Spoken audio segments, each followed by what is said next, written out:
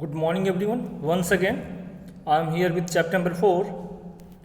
Page number is 52. So let us start the story. Algu then pronounced the verdict.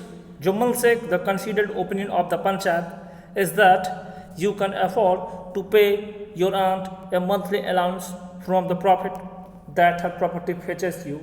If you decide to not to pay her, then you will have to return her property. तो जब पंचायत बैठी जुम्मन शेख और जुम्मन शेख की खालजान मौसी दोनों को लेकर, तो पंचायत का मेन कौन बना? अलगू चौधरी। और जुम्मन शेख सोच रहा था कि अलगू चौधरी मेरा दोस्त है, वो मेरे खिलाफ निर्णय नहीं लेगा, लेकिन अलगू चौधरी जिस तरह से उससे क्वेश्चन पे क्वेश्चन पूछ रहा था, जुम्मन शेख को अपनी आंखों पर विश्वास नहीं हुआ और अंत में अलगू ने अपना निर्णय सुनाया। तो निर्णय क्या था? अलगू चौधरी ने कहा कि जो पंचायत का जो विचार है, जो पूरे पंचायत की राय है, वो ये है कि आपको अपनी खालाजान को, अपनी मौसी को मंथली अलाउंस देना पड़ेगा, क्योंकि आपके पास आपकी जो मौसी है उनकी पूरी प्रॉपर्टी आपके नाम है। तो उस प्रॉपर्टी में से, उस प्रॉपर्टी का फ़ायदा प्रॉफिट ऑफ ही ले रहे हो, तो आपको अपने पास से अपनी जो मौसी जी है उनके लिए अलग से एक मंथली अलाउंस पैसा आपको देना पड़ेगा, क्योंकि प्रॉपर्टी किसके नाम है? आपके नाम। और यदि आप उनको मंथली अलाउंस नहीं देंगे तो आपको उनकी पूरी प्रॉपर्टी वापस फिर से लौटानी पड़ेगी। तो अलगू चौधरी ने ये डिसीजन बताया। उन्होंने कहा कि पंचायत का यही डिसीजन है कि आप या तो अपनी मौसी को अलग से हर मंथली अलाउंस दे, यदि ये नहीं देना चाहते तो आपको पूरी प्रॉपर्टी लौटानी पड़ेगी। The verdict shocked Jumman. Algu Chaudhary के इस निर्णय को सुनकर जुम्मन शेख शॉक्ड हो गए, अचंभित हो गए, स्तब्ध हो गए। He could hardly believe his years. उनको अपने कानों पर विश्वास ही नहीं हो रहा था कि मेरा दोस्त मेरे अगेंस्ट निर्णय कैसे ले सकता है। And feel that Algu had betrayed him. और अब उनको जुम्मन शेख को यह महसूस हो रहा है कि अलगू चौधरी ने उनके साथ विश्वासघात किया है, धोखा दिया है। Ramadhan Mishra and others were overjoyed and were all praises for Algu. और जो रामाधन मिश्रा थे और जो दूसरे लोग थे जो कि जुम्मन शेख से जलन रखते थे, ईर्ष्या रखते थे, वो लोग बहुत खुश हो गए। खुश इसलिए हो गए क्योंकि जुम्मन शेख को अब मंथली अलाउंस देना पड़ेगा। तो जुम्मन शेख से जो ईर्ष्या रखने वाले थे, रामाधन मिश्रा और बाकी लोग, वो लोग बहुत खुश हो गए। उनकी खुशी का ठिकाना नहीं रहा और वो लोग अलगू चौधरी को की प्रशंसा करने लगे, उनके ईमानदारी की प्रशंसा करने लगे। क्यों? क्योंकि अलगू चौधरी जुम्मन शेख का बहुत ही गहरा मित्र था, क्लोज फ्रेंड था, लेकिन इसके बावजूद उसने सच्चाई के रास्ते को चुना, उसने सच का साथ दिया। The incident strength the relationship between the two friends. और इस घटना के बाद से उन दोनों की दोस्ती में दरार पड़ गई, दोनों की दोस्ती खत्म हो गई, दोनों के संबंध खत्म हो गए। They were now seldom seen together. अब वे दोनों कभी कभार ही दिखाई देते थे, मतलब अब वे दोनों एक साथ दिखाई गांव में देना बंद हो गए, मतलब वो दोनों आपस में मिलते जुलते भी नहीं थे। And in fact avoided each other. और अब वे दोनों एक दूसरों को अवॉइड करना शुरू कर दिए, मतलब अब वो दोनों आपस में कभी मिलते नहीं थे। क्यों? क्योंकि अब दोनों के मन में, अब जुम्मन शेख के मन में ईर्ष्या आ गई है, वो प्रतिशोध लेना चाहता है अलगू चौधरी से। तो अब दोनों एक दूसरे को अवॉइड करना शुरू कर दिया।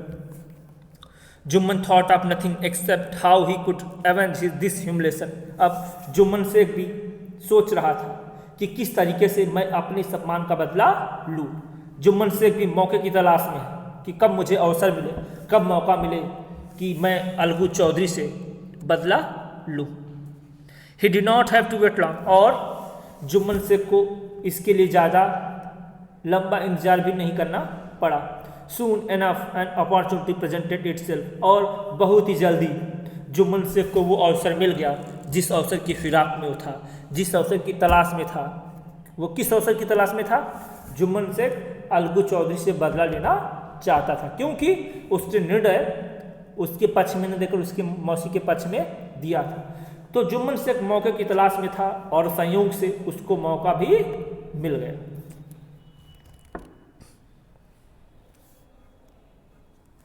Algu owned a pair of healthy bullocks, but unfortunately one died।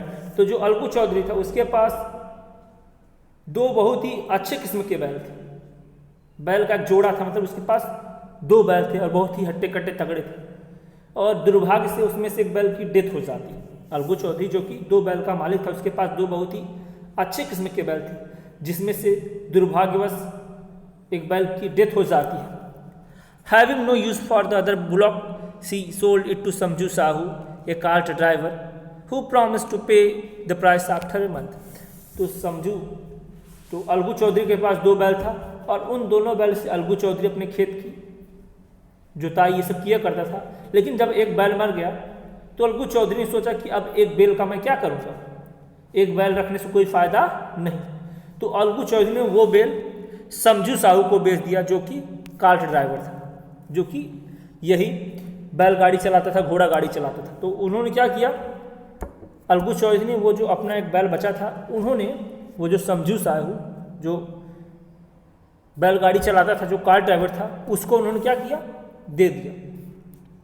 तो समझू साहू ने कहा कि अभी मेरे पास पैसे नहीं हैं, मैं आपको प्रॉमिस करता हूँ कि मैं आपको 1 महीने बाद पैसा दे दूँगा। समझू साहू ने कहा कि मैं पैसा आपको अभी नहीं दे पाऊंगा, लेकिन 1 महीने बाद आपको पैसा दे दूंगा। तो अलगू चौधरी ने कहा ठीक है, बैल ले जाओ, कोई बात नहीं, आप 1 महीने बाद मुझको पैसा दे देना। समझू was a petty trader who carted goods to and fro between the village and the nearest town। अब जो समझू साहू था वो क्या था, वो एक प्रकार के सेल्समैन का काम करता था। वो क्या करता था, ये जो सस्ते बैल है इन सबको खरीदा करता था, इन सबको वो खरीदा करता था और बेचा भी करता था। और इसके अलावा वो बैलगाड़ी चलाया करता था, यहाँ वहाँ वह गांव में बैलगाड़ी चलाया करता था। और जो बगल के टाउन थे, नज़दीक के कस्बे थे, वहाँ भी वह बैलगाड़ी चलाया करता था और पैसा कमाया करता था। The more trips he made the more he earn, मतलब जितनी दूर वो यात्राएं करता था, जितनी दूर वो अपनी बैलगाड़ी लेके जाता था, उतने ही सवारी को बैठाकर वो पैसा प्राप्त करता था। In this greed to make more, तो अब ज़्यादा पैसा कमाने के चक्कर में जो समझू साहू है वो बैलगाड़ी चलाया करता था। अब ज़्यादा पैसा कमाने के चक्कर में he made the bullock slog harder and harder, अब ज़्यादा पैसा कमाने के चक्कर में वो जो बैल थे उनको खूब तेज़ी से कोड़े मारता था कि चलो, क्योंकि वो दिन भर उनसे चलवाया करता, दिन भर उनसे काम करवाया करता था, दिन भर वो यात्राएँ किया करता था। तो बैल बेचारे थक जाते थे तो उनको कोड़े से जमकर मारता था खूब कस के कि चलो। वन फेटफुल डे, और एक दिन घातक दिन, एक दिन ऐसा था, the overworked under rested bullock died, और एक दिन जो बैल थे, वो जो बैल था वो उसने इतना ज़्यादा ओवरवर्क कर लिया था, वो अपने काम से इतना ज़्यादा थक गया था कि वो विश्राम कर रहा था, और विश्राम करते ही उस बैल की भी क्या हो गई, डेथ हो गई, मर गया। तो क्योंकि उस बैल के ऊपर इतना ओवरवर्क लोड कर दिया था समझू साहू ने, उससे उतना वो काम करवा लेते थे कि बेचारा क्या हुआ, थक कर वह मर गया।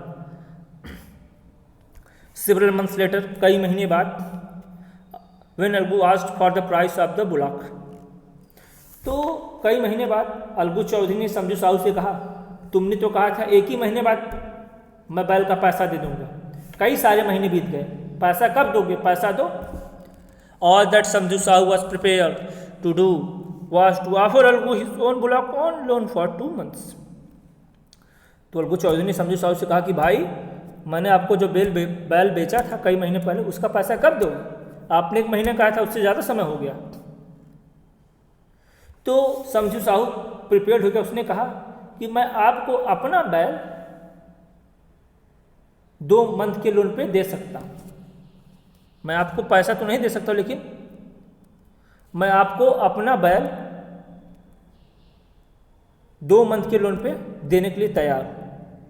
तो जब ये बात समझू साहू ने अलगू चौधरी से कही, तो अलगू चौधरी ने कहा था कि आपने तो मेरे बैल का पैसा देने को कहा था, अब ये 2 महीने के लोन पे मुझे बैल नहीं चाहिए, मुझे मेरे बैल की कीमत चाहिए, उसका प्राइस चाहिए।